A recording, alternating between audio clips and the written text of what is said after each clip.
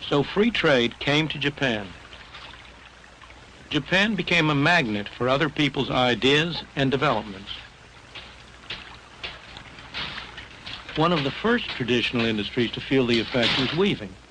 From Europe, the Japanese imported the jacquard method, a way of programming a loom to control the accuracy of the weave and so to standardize output. Workers did well in the new atmosphere, and so did their employers.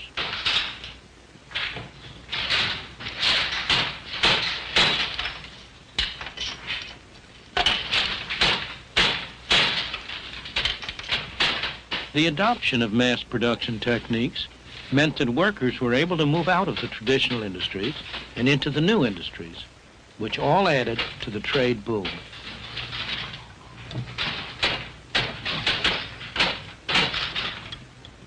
None of us can help being affected by the intellectual atmosphere that we breathe.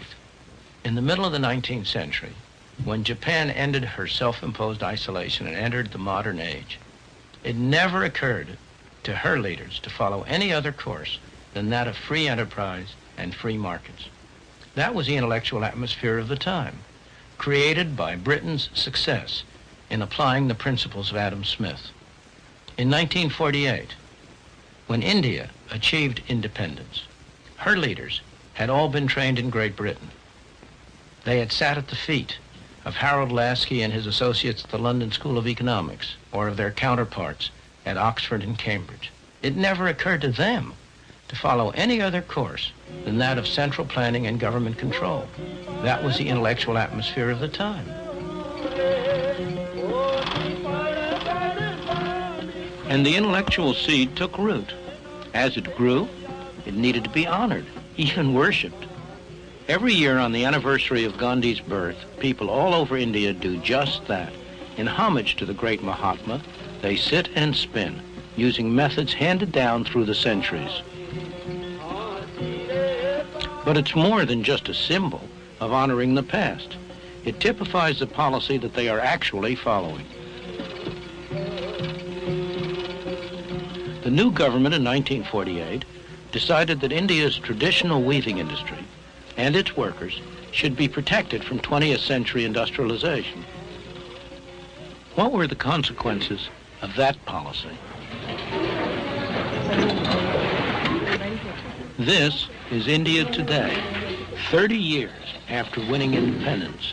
And these are scenes in a very typical Indian community, one of thousands. It's called Anakaputar, and it's about 1,000 miles south of the capital, New Delhi.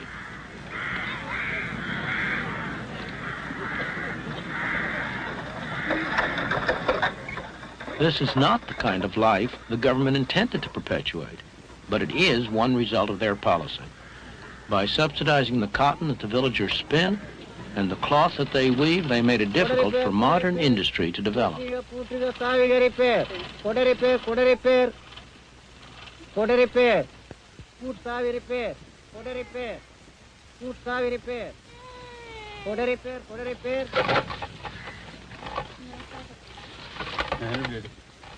This is sizing. It's an essential technique in cloth production where the yarn is smoothed clean.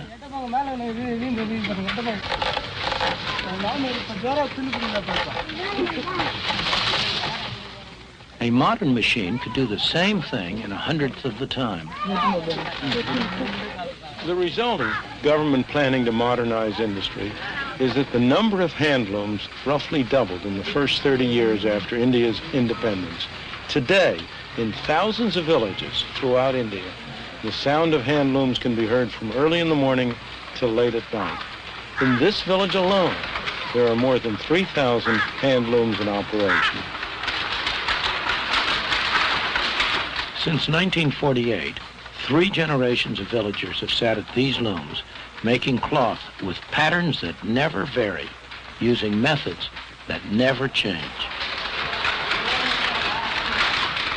There's nothing wrong with this activity, provided it survives the test of the market, provided it's the way in which these people can use their abilities and their energies most effectively. After all, in Japan, where the government has not specially encouraged the handloom industry, there remains a very small but very productive handloom segment.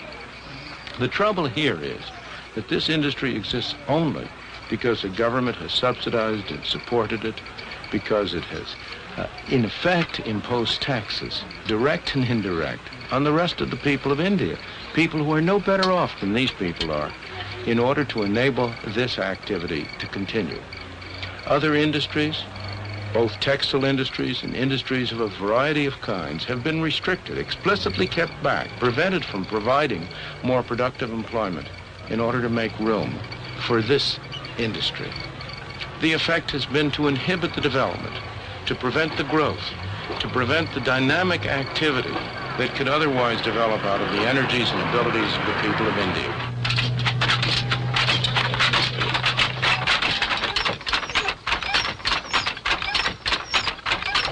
This looks like a factory, but it's also home for the people who work here. When they're not sitting at their looms, they eat and sleep in a corner of this hut.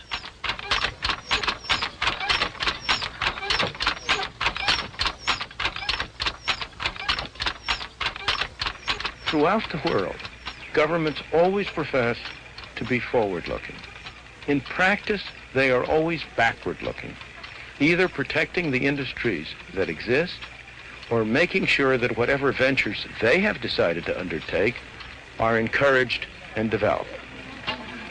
This occurs at the expense of the kind of healthy development of new, dynamic, adaptive industries that would surely occur if the market were allowed to operate freely, if it were allowed to separate out the unsuccessful ventures from the successful ones, discouraging the unsuccessful and encouraging the successful.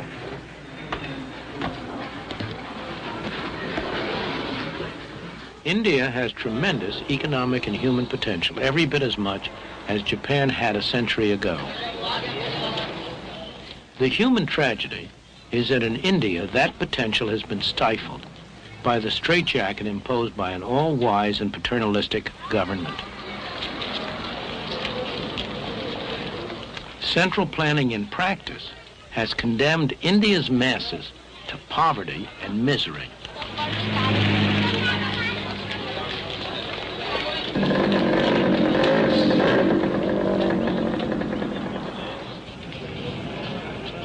We know what has happened in Japan. Free trade set off a process that revolutionized Japan and the lives of its people. Improvements in material well-being went hand in hand with the elimination of the rigid social structure of a century ago. It's no accident. As always, economic freedom promotes human freedom. And in the meantime, what has happened to the Japanese weaving industry?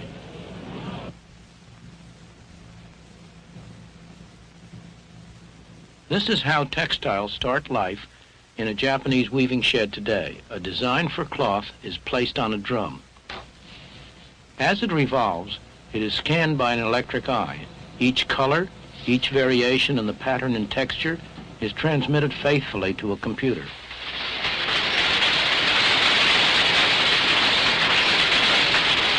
It's all that the modern loom of Japan requires.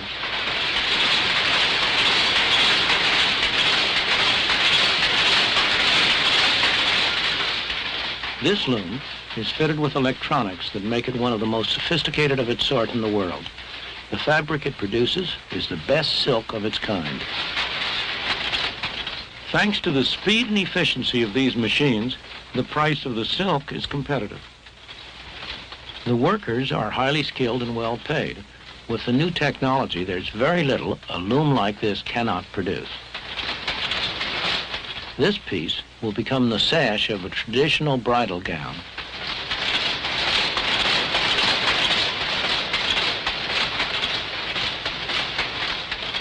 These are machine-made products, but by any standards, they are beautiful. They can stand comparison with the very finest work of the hand loom.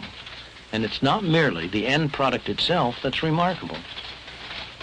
The sophisticated technology which was developed to make all this possible has been adapted to other processes, part of the self-generating development under free enterprise. And it all stems from an ancient, traditional industry weaving, that imported a new method for controlling its looms when Japan turned to free trade more than a century ago.